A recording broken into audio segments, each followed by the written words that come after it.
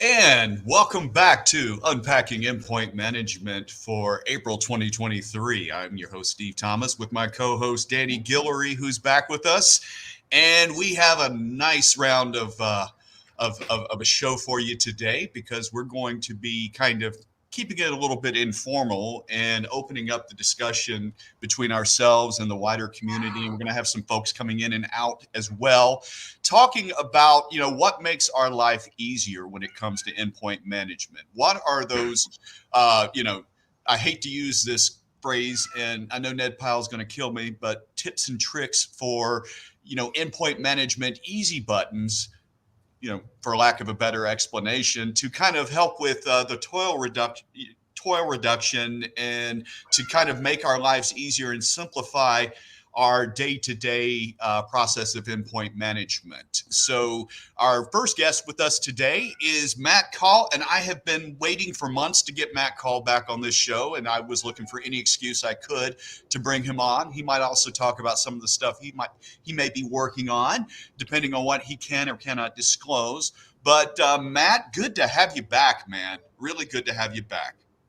Hey, Steve, it's great to see your face, man. I get to see Danny's all the time, but I don't get to see you as much as I like to anymore. So it's good to see you. It's good to hear your cat. I think, is that your cat in the background meowing away? That's one of them. Yep. Yeah. So it's good. It's good to see you, man. Thanks for having me. I always like to be involved as much as I can. So yeah, I really appreciate it. Danny, how have you been, man? So far, so good. How about you? Well, we brought Matt back. Really? Like, we That's really right. wanted to bring. Was he the only guy to bring back? Yeah, I mean, it literally was. I mean, if you guys want to know how this operates internally, Danny and Steve were like, "Will somebody please come on the show with us?" And then basically, my boss was like, "Yeah, hey, listen, Matt, if you don't do this, you're gonna be in trouble." I was like, these guys. So, shout out to Dillip. Thanks, Dillip, for making me do this. Yeah, no, I'm just kidding. That's not how that worked at all. That's not how it worked at all. Being here. It's always good when we bring people on, other PMs that are just as nostalgic as everybody else. So you guys talk to customers a lot, and of course, I've been talking to customers a great deal more in the last few months. And for a lot of my particular customers, they're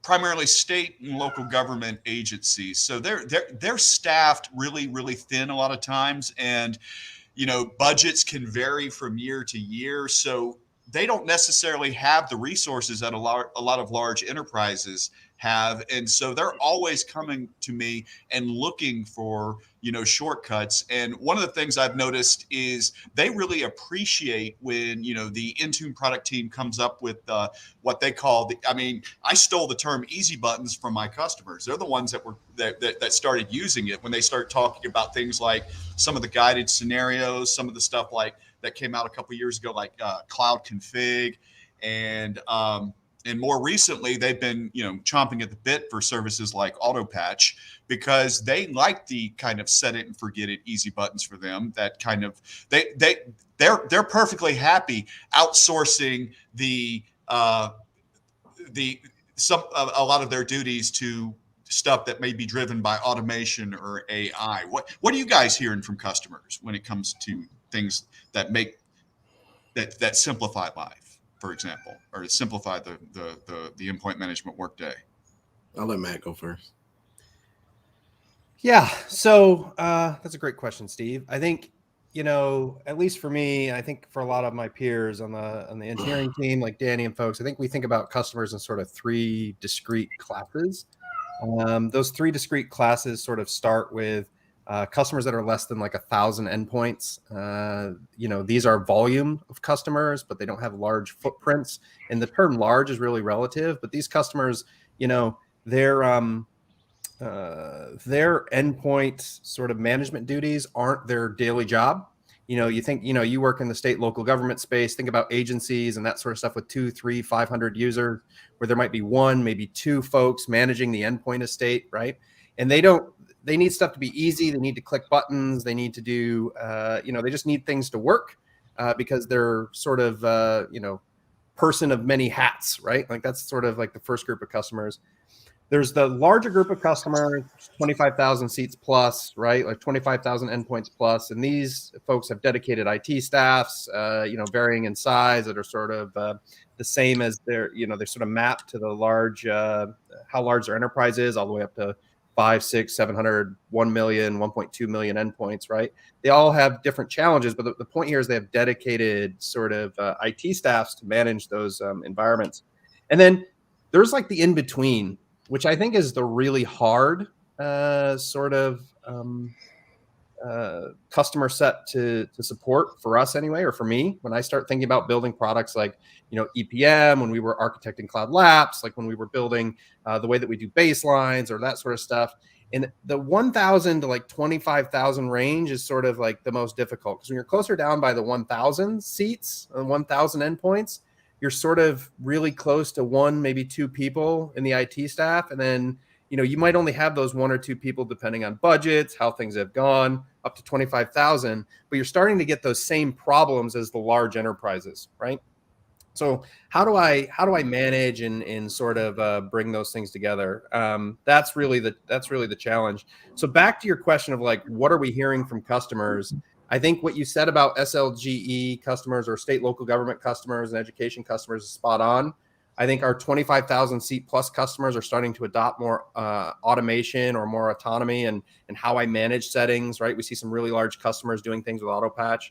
But those customers that are right in the middle are those customers who we need to focus on solutions like the show or like different areas, outreach programs, whatever, to help them sort of adopt that technology on the limited time set that they have, right? It's got to be this balance. And I think, when you look at solutions in the Intune console or through Configuration Manager, or you look at stuff that we build as Microsoft, this is really sort of the weird space to navigate for us, because there's so many differences from enterprise to enterprise.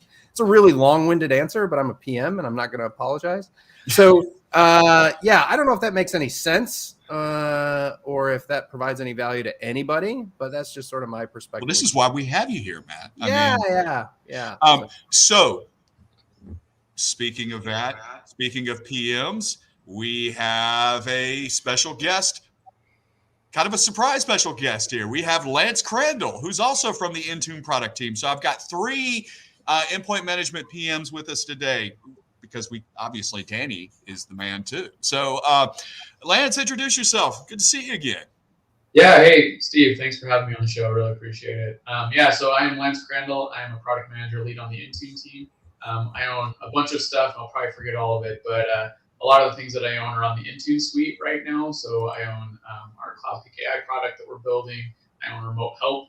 And then I also own our MAM Tunnel solution, which is our first-party VPN solution for unenrolled devices. On the side, I also own compliance, so trying to help you ensure those devices are stable and secure before you access cloud resources.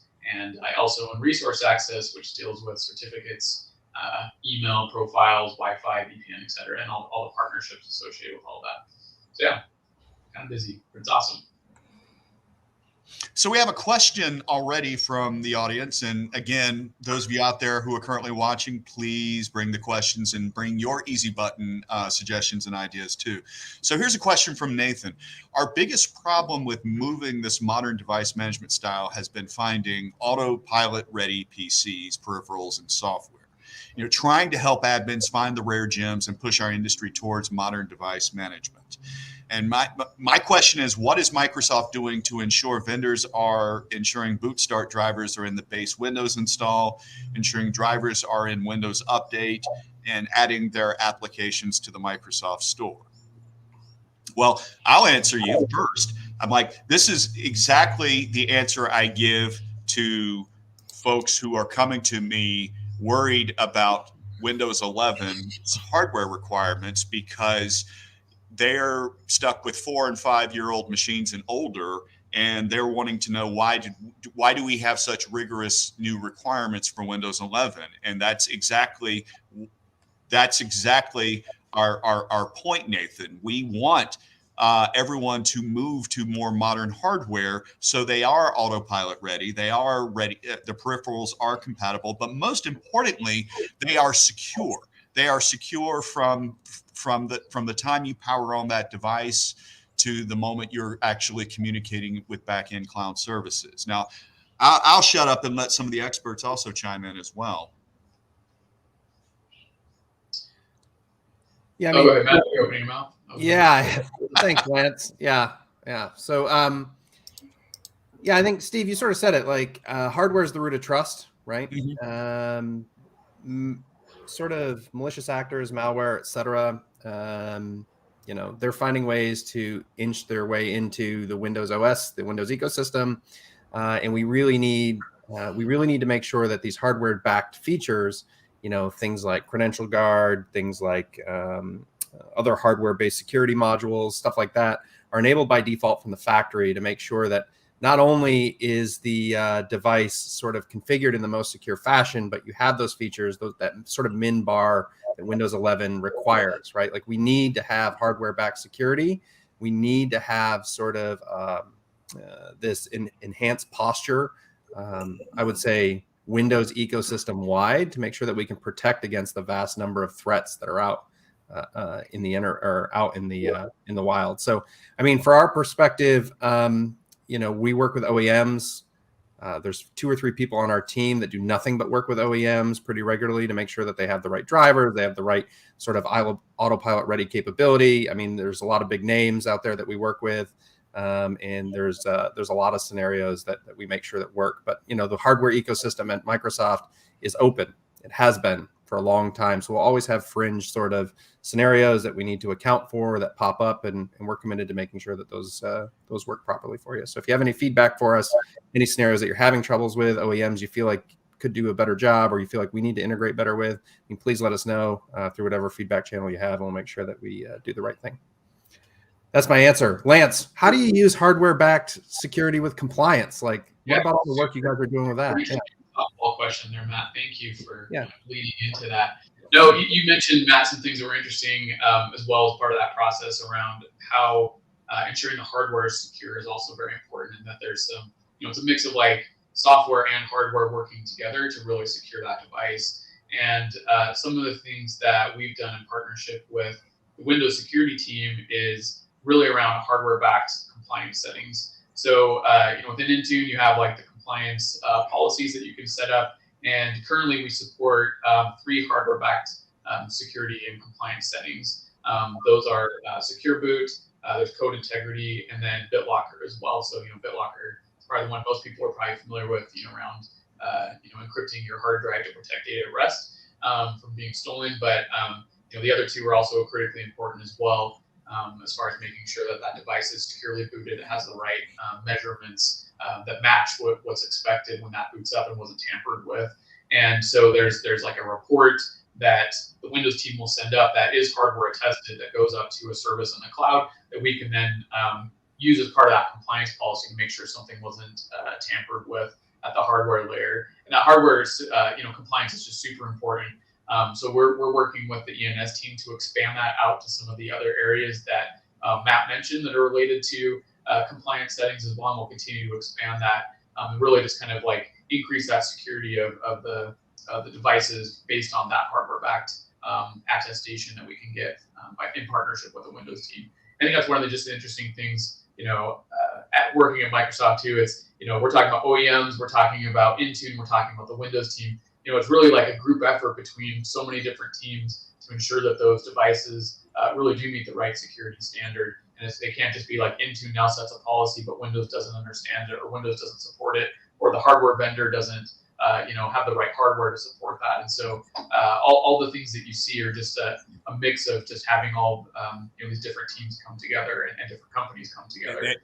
That's a great point. That's a great point, Lance. I always have to explain to folks that not just customers, but folks in the field, that for every knob that exists in Windows, there's probably 3 or 4 product teams that are involved in that process, because it's crucial. You can't operate in silos a lot of times.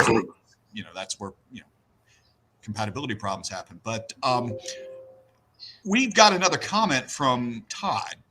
And Todd, thanks you, Matt, for identifying the 1,000 to 25,000 endpoint space and its challenges. Higher Ed's here, and we often keep the only two people from 1,000 all the way to 25,000.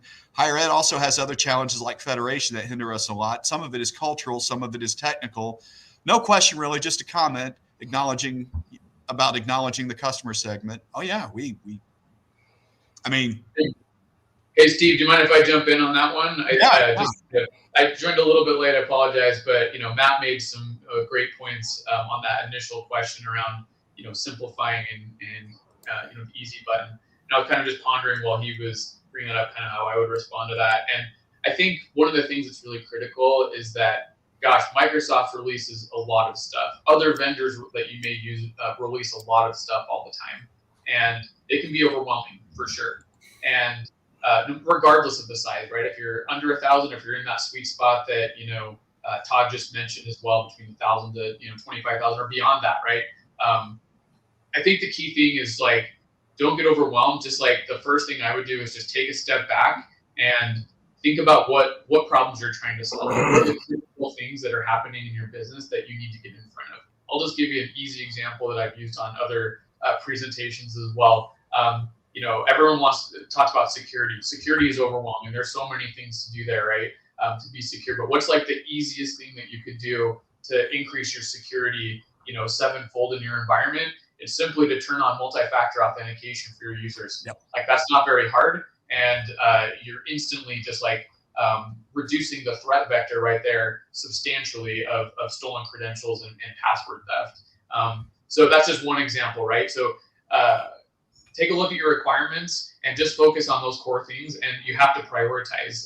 Just like as product managers, this is our core job every day, is that we get 1,000 asks from customers all the time on important things, and I'd love to do it all at the same time, and I just can't. And so the thing I have to do is kind of look at the overall value, what's going to have the biggest impact across all the companies that we support, or in your case, across your own organization, and focus on those things. And then even on those things, break it down into smaller, manageable chunks, and then that makes it much more easy to add value versus just being hey, I don't have enough of me to go around to solve all the issues that I'm facing. So maybe just take a step back, look at the critical things that you can solve first. Think about what your specific requirements are, because Intune or any other product has 1 million knobs and buttons and toggles that you can hit, but are all of them really critical to driving the value that you're looking for in your org? Maybe not. And so you can break that down to smaller, more manageable chunks and still have a significant impact on your business. So that's maybe one way to simplify it. It's not necessarily technical per se, but it's a process way that could really be helpful.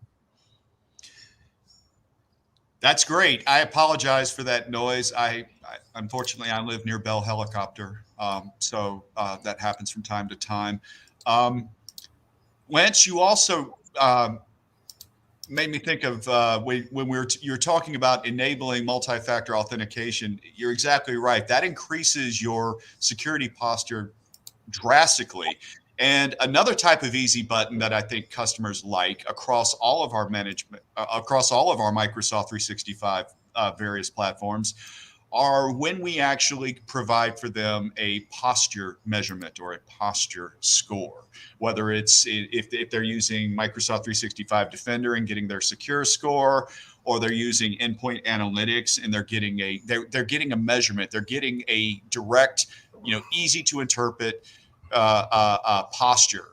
Even over in compliance world, there's, okay, I'm 50% compliant. All right. So now I can just go to my improvement actions and that's all I need to address. In endpoint analytics, if something, there's so many different measurements related to various management postures that, end users can, take advantage of the management AI that we're investing in. And, so they don't have to necessarily dive in and hunt or wait for problems to happen. They can kind of get in front of them before they actually, get out of hand. So we have a question from John. This one's going to put Danny on the spot here. Speaking of toil reduction, Danny is here for the Evergreen feature of the auto app patch management. Will there be an option to only patch when the process isn't running, or a deferral option for the end users? So when it comes to apps being evergreen. So we have that on the roadmap. That's something we're going to do. So yeah, so there's some things behind that. So I guess I'll probably have more questions than really answering that question. To answer the question, is that something we're working on? Yes. Is it something that has dependencies, like detecting if the app is open, things like that? Yes, those are things we're all looking at investigating. When I hear customers saying, hey, I want to keep said app up to date, I can't help but think about like the world I come from, being on the other side for 20 years. Like, I don't know if that means I'm okay with whatever impact there may be, right? So if said app updates, do you care about the user experience? Do you not care about the user experience? Do you not care about the impact on your estate? Not knowing, like, how much in the know do you need to be is kind of what I am, like, signals I need to understand, because as Matt said earlier, that may vary for a small customer versus a large customer, right? A small customer, say, click the auto button and just let it go. The large customer may care about impact. There's so much to unpack there with that auto word, because when I hear customers say, I wanted to update automatically, like, full transparency, I hear you saying, I don't care about change management. I just wanted to update. I don't care about the user experience. I just wanted to update. That may work for one subset of customers. That may not work for all customers. So what I hear when customers say that is, I want auto update, but I also need rules, because, and I'm probably peeling this way too back from the show, but like, if you need auto, does that mean you don't care about how it rolls out? Or do you now need the deferral or rollout or ring plan also? So auto gets a really, really tricky. So we, full transparency, day one that we release Advanced App Management, that won't be there because all of those reasons, those are things we're still peeling back and unpacking, because I wholeheartedly, and everybody can send the angry bus from people my way, I believe wholeheartedly if I had an evergreen button that did not have the additional controls, it would just wind up in the next question being asked, hey, I need this, hey, I need that, in order to make this button more valuable and usable. So we're looking at those things, and I'll probably peel this onion back way too big for this show. But those are the things that I hear when customers say, I want auto. I'm more curious about what they're not saying than what they are saying. I'm pretty sure that's the same for Matt and Lance whenever they hear customers say stuff also. But those are the things we are investigating. And every time customers make statements like that, we got to figure out what they're not saying, so we can figure out if those are the next questions, or those wind up being dependencies or value adds for them even using the thing that they're asking for. Long-winded answer. Like Matt, I won't apologize. Yeah, I think just to like wrap around your point there, Danny, around like security policy, like a question that I get from time to time is, hey, when I make a change to my security policy, I want that on all my devices instantly. Exactly. And I'm always like, no, you don't. Like, you don't want that, because you'll break devices as fast as you'll fix them. Right? Exactly. So, yeah. So there are scenarios that require that, right? Like a common scenario that we're working with the Defender for Endpoint team on right now is, hey, I am susceptible to a vulnerability. This setting mitigates that, and I want to roll that out broadly now. I should have an avenue to do that, right?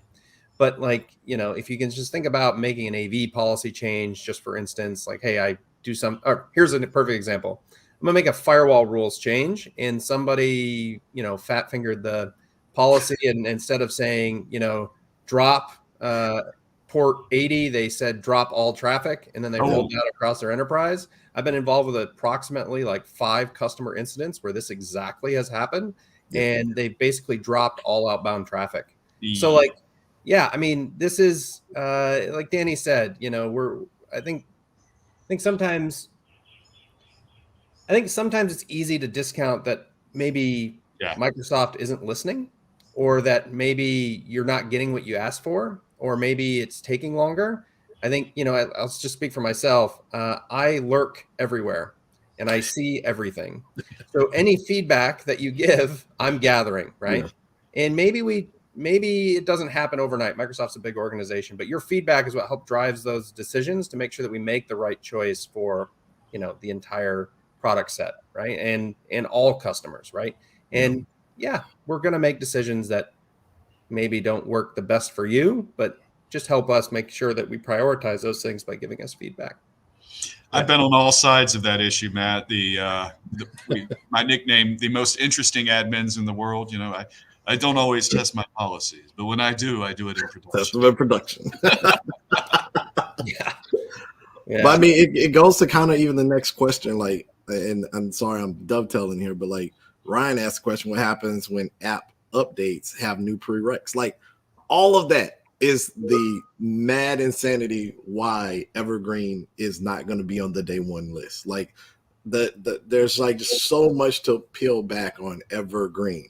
And don't get me wrong, yes, we know some customers, there are a set of customers that want to check the box and just let it go, right? No problem, we don't care. But then there are whole nother set of customers that box is going to be pretty much useless for unless they have some type of criteria. Staying updated with your apps is definitely most likely more secure, but you know, at the risk of what impact? At the risk of what? And if you had auto update, do I need that deferral? Do I need all those other different criteria? So yes, we're investigating the Evergreen piece. There'll be some slice of it that'll end up at some point.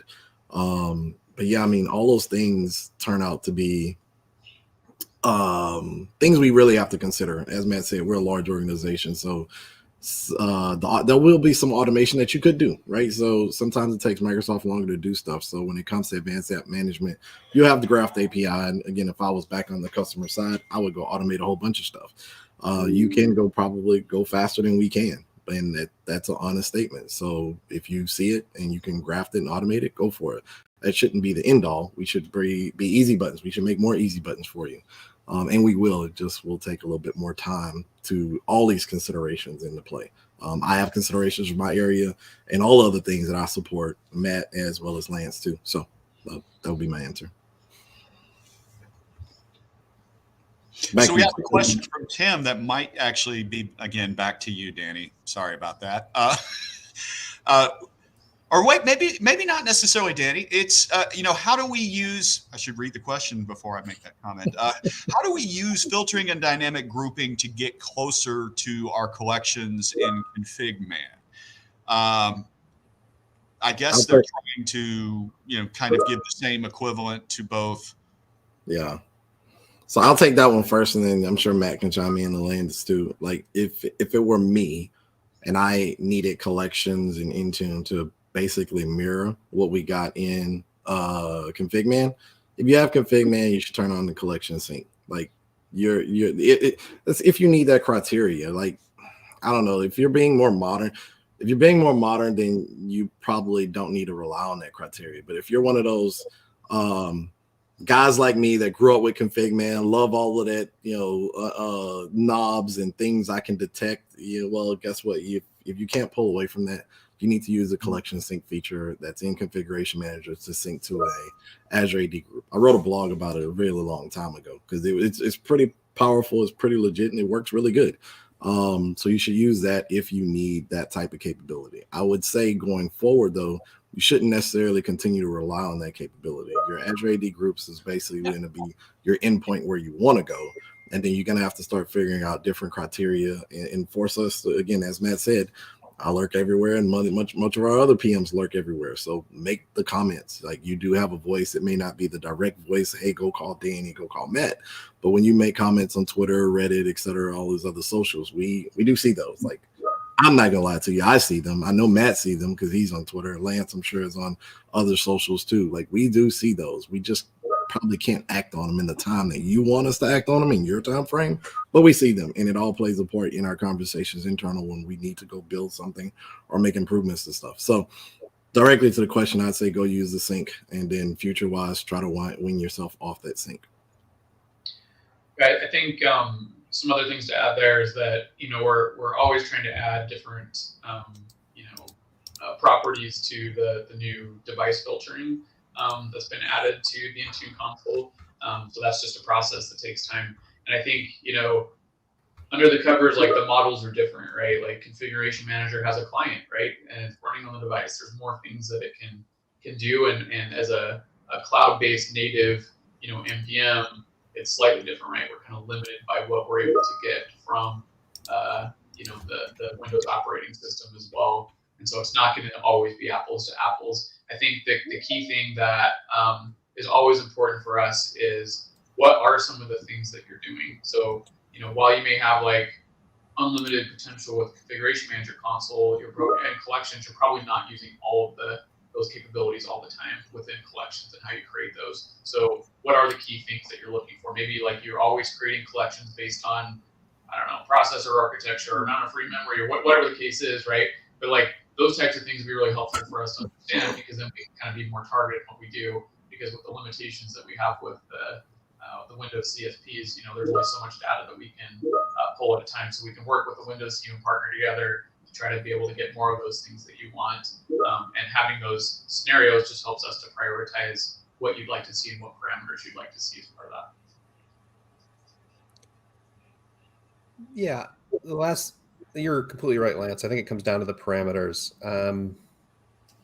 Spent hours of my life, I think, in the past 6 months discussing how we make things better from a grouping perspective. So it's top of mind for us. How can we make a difference here?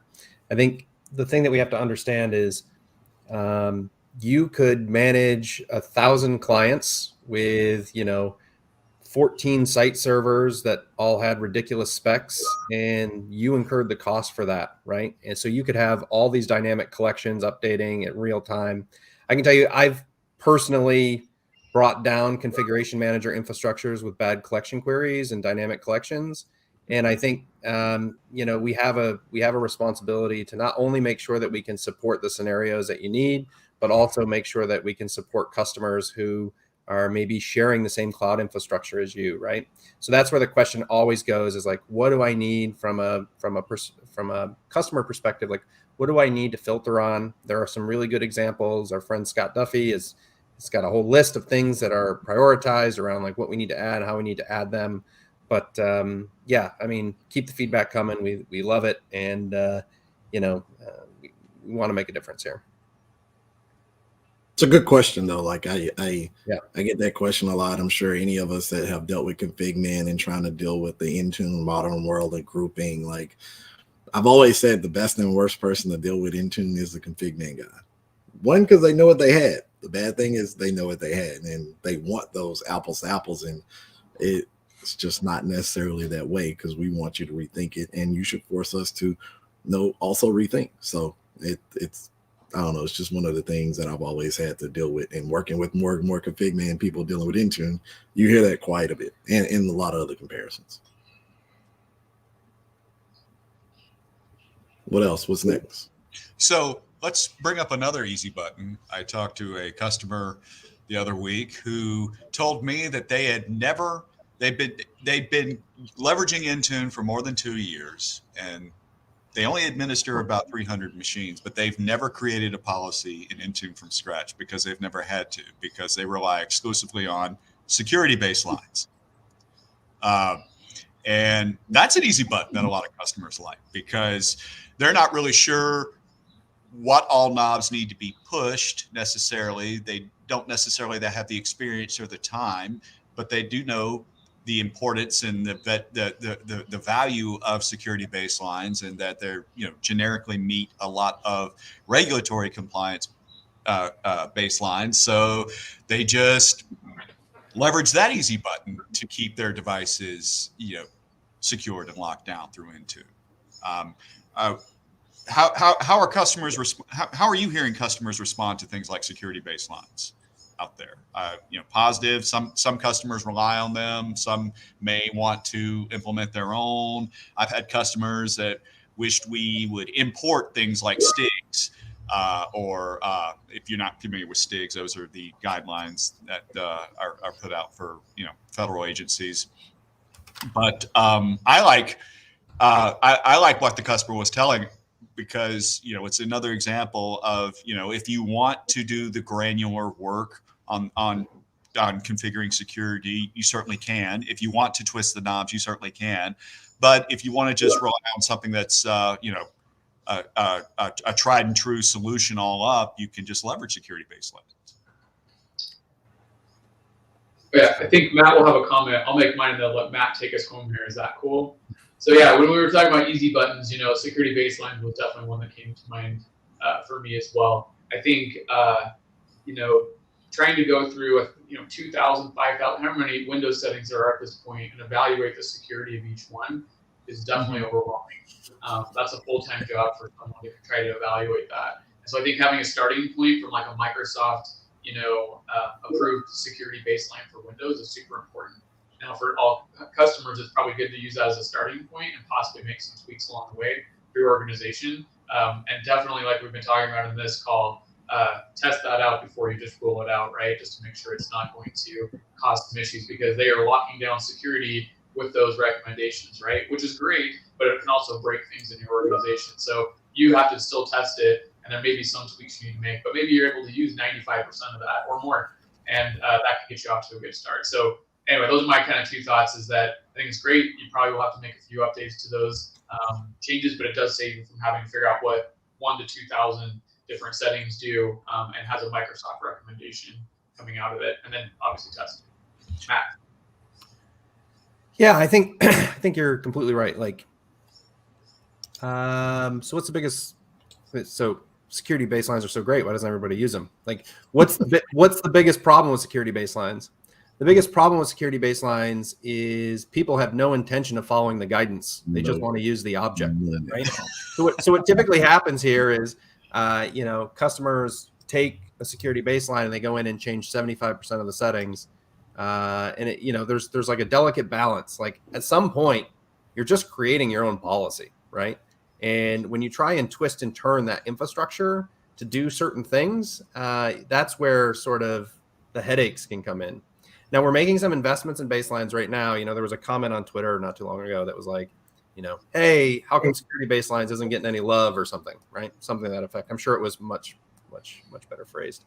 And the answer is it's getting a ton of love because we're moving it to the unified settings platform in the back end. So that way it uses the same settings infrastructure as settings catalog, as all the endpoint security policies and all that sort of stuff. So that way we can make things easier in the future, right? Because of the number of settings that are there. So we're investing a lot in security baselines. They're really important to, back to those customer segments. They're really important to the first two customer segments, up to 25,000 seats. They're really important. And that's why it's taken us a little bit longer than we like to make this progress, because they're really widely used, right? So, if you're going to use security baselines, you should have buy-in that you're going to start from the guidance, for the organization that publishes the baseline. Spoiler alert, the Intune team doesn't publish any baselines. That's not our goal. We implement baselines that come from other entities. So like our team that does Windows security guidance, the Office team, the Defender for Endpoint team, right?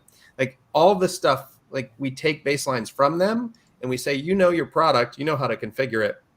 We'll be the transport layer and help you enable it. So, we'll always take feedback, make sure we get it to the right spot. But if you're going to implement the Windows baseline, you should have your organization on board with starting with that guidance, right? Like, don't take the solution and go looking for a problem. Like, you have a problem, a security posture problem, apply the solution of baselines to it and make your sort of tweaks and changes. And then once you're to it, every time a new baseline comes out, it's as simple as upgrading the baseline and everybody's happy. So I think security baselines are awesome.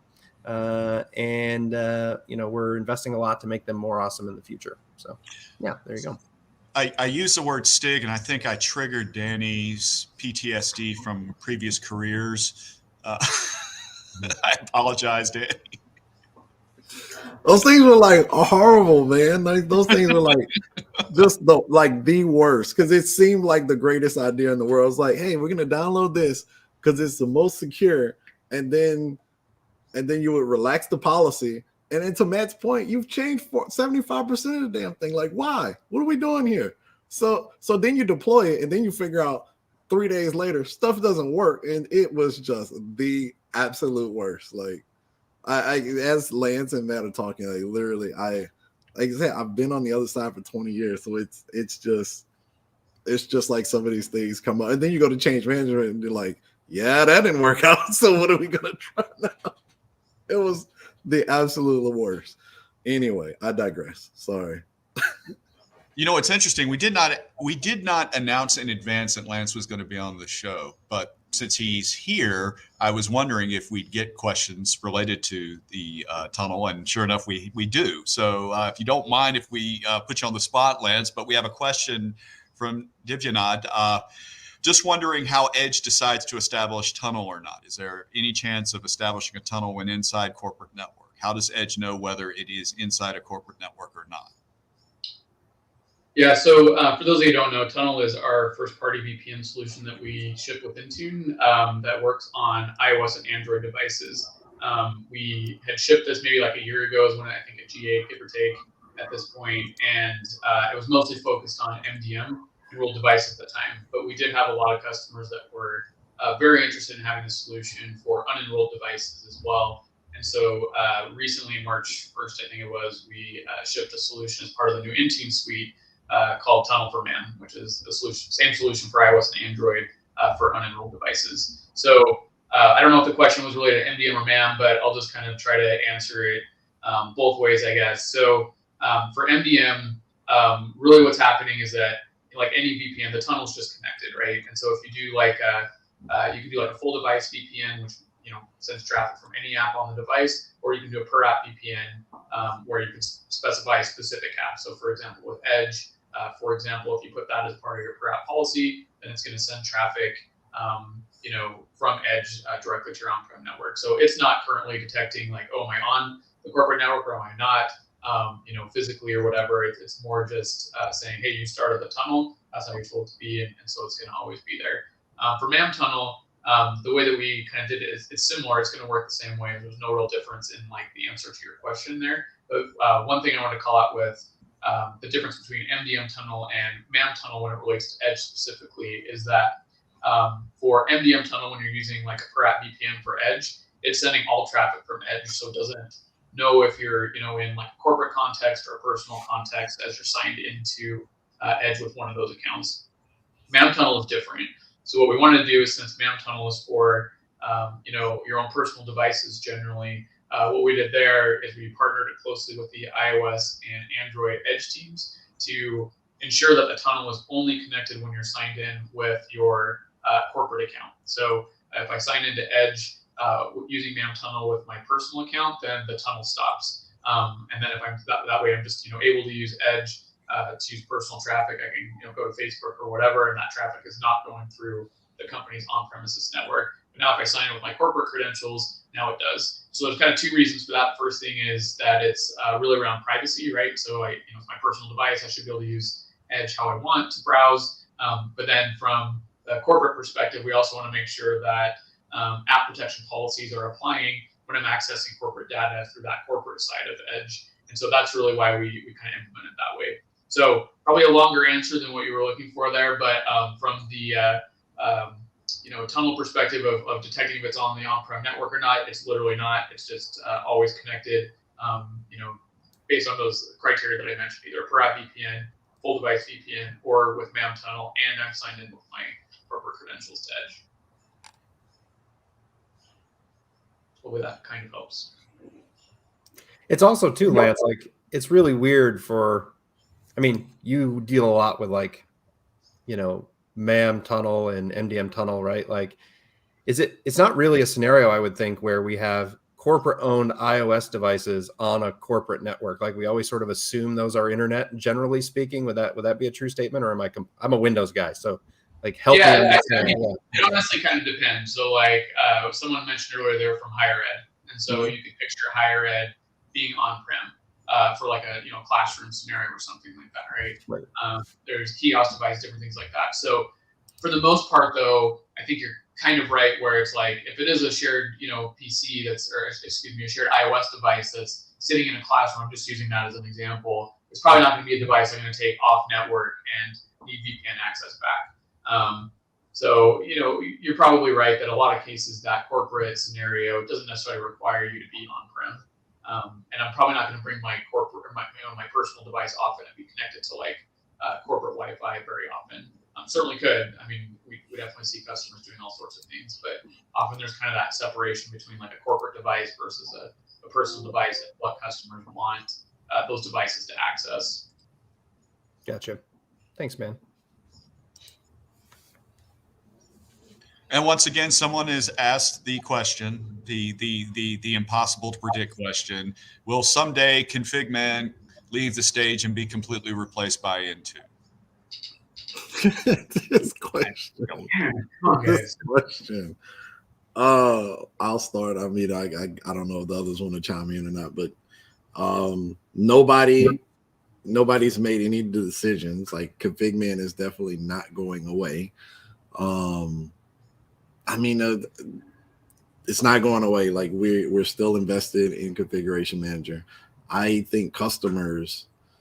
I mean, I can only tell you like full transparency, like from me as just a customer myself too. Like, I think you should really make that decision, not necessarily Microsoft. The product itself isn't going away.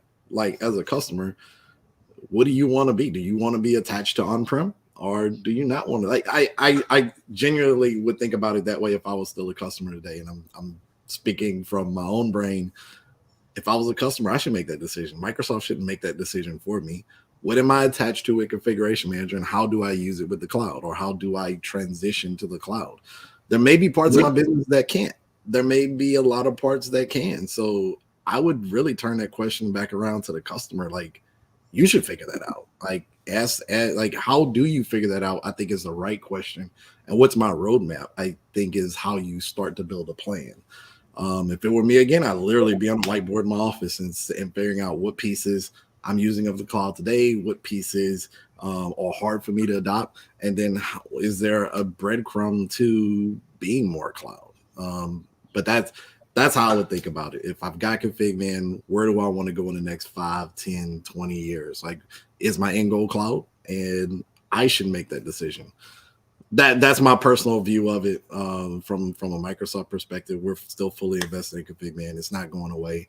You as a customer should figure out where your future is. Is your future cloud attached, or is your future on-prem? That's I think that's where the fundamental question starts. Yeah, I'll just echo what Danny said. We are fully invested in Configuration Manager still. We have hundreds of millions of devices that we're managing still on that, so it'd be pretty silly for us to stop investing in that product. We are obviously heavily investing in Intune as well, right? Like that's really where we have a lot of customers who are looking to be like cloud-only customers. There's a lot of benefit to that too, right? So it's around those customers being able to react more quickly. We can release more quickly. You don't have to manage all the infrastructure on-prem. So there's certainly benefits there. So if you're a Configuration Manager customer, kind of the story is we don't want you to just be a Configuration Manager customer. We want you to connect to the cloud so that you can start to get a lot of the benefits that we can provide only from the cloud. And that helps you to be like co-managed. It helps you with things like tenant attach, and now you can start deploying certain policies from the cloud as well and taking advantage of that cloud-based infrastructure. And then things like analytics and all the things that we can provide in Intune. You can have both of those, like the best of both worlds. If you want to stay a Config Manager customer, that's fantastic. But don't just be a Config Manager customer. Connect out to the cloud so you can get all the benefits we're providing from the cloud and all the heavy investment that we're doing there. I think that would be my suggestion on top of what Danny mentioned. You never know what's going to happen in the world too. I mean, we had plans in 2019 that got usurped by the pandemic in 2020. I mean, the only thing when customers ask me a question like that, I said, the only thing I can tell you for sure is that probably in the year 2100, we'll be doing things differently. And of course, that's as informative as it is helpful. Obviously, sarcastic there, but drive home a point. We can look at what's directly in front of us. In degrees of horizon, but even when you're looking at something like a Horizon 3, you're still only talking about 2 to 4 years down the road. So, I mean, it's in all things considered on that side of thinking. No, you're exactly right. ConfigMan is in Intune are a symbiotic, solution, a symbiotic relationship there that our customers are leveraging. So and maybe, sorry, Steve, can I mention one more thing real quick on that one? So I mentioned like the importance of, if you're going to be a Config Manager customer, which is fantastic, connect that to the cloud. And, as you kind of look at some of the things that we're building in the cloud that are only in the cloud, it's going to make a lot of sense. So for example, if we talk about some of the new things that we've launched in the Intune suite, so Matt's been working really hard on the endpoint privilege management and getting that shipped. I own things like remote help and some of the cloud PKI, some of these other products, right? And all those things are things that we're building in Intune. Now, does that mean as a configuration manager customer that you can't take advantage of that? No, right? The whole point of this co-management solution is that you have a device that is enrolled into Intune, but also enrolled into a configuration manager at the same time. And so if you don't do co-management, then now you can't take advantage of all this cool new stuff that we're shipping in the Intune side as well, to help with some of the things we've talked about as a theme in this podcast, which is around how do we make things better and more secure and easier. And with remote help, it's like reducing your time to mitigation. With Tunnel, it's things like how am I providing access to the on-prem network from my BYO devices so that my users can be more productive easily, right? With endpoint privilege management, it's improving security, so that I can make my users standard users, but still allow them to do the things they need to. So, I think just making sure you're co-managed is going to be super critical in that state to take advantage of all the awesomeness that we're continuing to ship. So we're going to replace Danny with a blog of Danny's. Because Danny's been asked that question so many times that he wrote a blog that we created a short link called The Big Three, which if you want to read more on, Intune and ConfigMan and co-management strategies, it is definitely the go-to. In fact, you could even talk about it through ChatGPT, probably, I'm sure. So we're getting down to the wire here, and lots of good information is dropped today. I do want to take the time real quick to do a quick PSA, though, because there are a lot of easy buttons out there that are in the form of like really fancy scripts that you'll see on GitHub, that you'll see on a lot of external non-Microsoft blogs from a lot of our great config manager professionals out there. And many times, a lot of these solutions leverage our rich graph API in the back end. And I would be remiss if I didn't tell everyone that it's tempting a lot of times to pull these things down and just start using them. Always open up the scripts and see what they're doing. And if nothing else, test something like that in a test tenant or a dev tenant or a trial, even if you need to just spin up a quick trial tenant, with actual devices, so you actually know what impact you're having. There have been a few times when I've dealt with ICMs or support issues where scripts have been ran without the administrator fully comprehending what it was doing or the net effect it had, and many times it can have some negative or adverse effects and unintentionally, and create problems that have to be solved over time. So that little PSA, always test these solutions that are coming from the field or the community in a test environment before rolling them out in production. Okay, real quick, we do have some more questions here. We have a question from Jane. When will we see BitLocker to-go keys being stored natively in Intune? I don't know. I don't know if that falls into our. Does that fall into any of our wheelhouses here on this particular? Yeah, I can take it. Yeah. So we're aware of the limitation, and we're working with the BitLocker team as well as the Azure AD team to see if there's a way that we can enable this. There's no timelines or anything that I can tell you about. This sort of stems from the fact that basically when you store a BitLocker key, it's stored on the entity that the BitLocker key is escrowed for. So like in most common scenarios, that's the device itself. And that's BitLocker to go or removable drives is sort of excluded from that backup behavior. And we're aware of the limitation, and we've voiced it with the BitLocker team because somebody provided feedback. I don't know who that person was, but we're working with them to see if there's a way that we can support it. There's no timelines or anything to discuss right now on it. Jane also gives a shout out to another easy button of migrating GPOs to Intune. I will point out that don't forget to rationalize your policies. Just because you can migrate your policy doesn't mean you should. Got a question from Simon. Are there plans to provide more support for multi-session or pooled Azure Virtual Desktop with Intune CSPs in security policies and baselines. Currently, this is very limited and results in our solution having to use both legacy AD with GPOs. Yeah, I can take that one too. So, so what's the issue, right? The issue is we're sort of in this space where maybe CSPs didn't originally intend to operate. Windows Client OS is single session, single user mode. Like you can have multiple users on a system, but only one single session at a time. That's where CSPs sort of were born, is on the platform. Well, I shouldn't say CSPs were born there, but the Windows implementation of CSPs were born there, right? And what we've examined, or what we've seen with AVD in the multi-session space, is that now we have to sort of rationalize many different settings across many different users on a single host at once, almost like a server, like RDS, like a remote desktop services type of scenario. So there's a lot of challenges with that are not particularly interesting to anybody but engineers who build this stuff.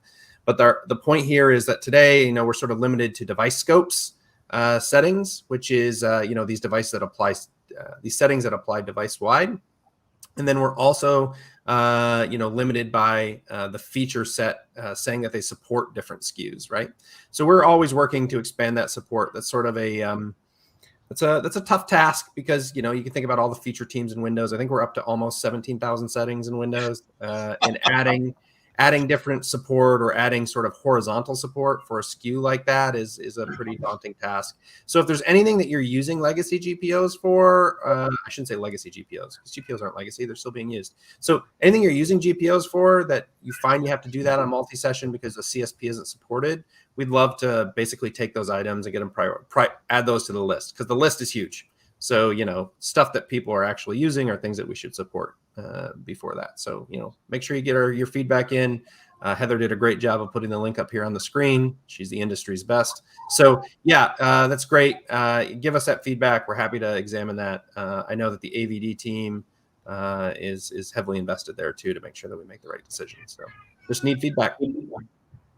So I'll start the close with my final parting thought on an easy button. If you're struggling with leveraging, pull VDI with AVD, don't forget that we have our VDI easy button in the cloud, Windows 365. Little quick shameless plug there. And I'll turn it over to Matt and Lance if you got any parting thoughts or any parting ideas about easy buttons. Yeah, I'll just go ahead. You want to go, Lance? No, go ahead. Okay.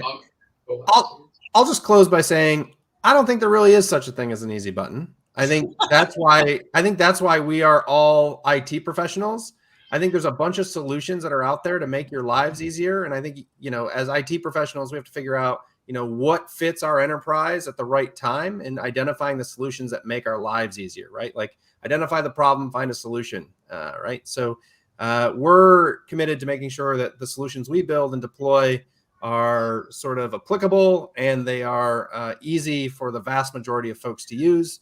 And if there's ways that we can do that better, we want to help, right? So that's my 2 cents on the subject. Lance, go ahead. Wow, Matt, you made it hard to follow up on that one, saying there's no easy button. So anything I now say just sounds stupid.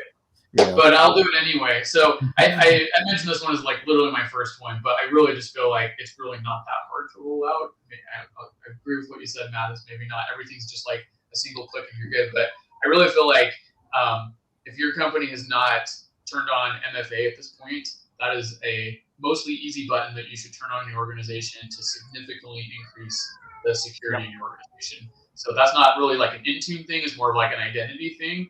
But man, that's super easy and just will really help you reduce security threats in your org. So that's going to be my almost easy button. Awesome. Thank you, Matt and Lance. And this will conclude this month's episode. And I encourage you to join us for our next episode in May, when we're going to revisit Windows Update innovations. Thank you again, Lance and Matt, for coming. And on behalf of Danny Guillory and myself, this has been Unpacking Endpoint Management. Thank you. Thanks, Steve.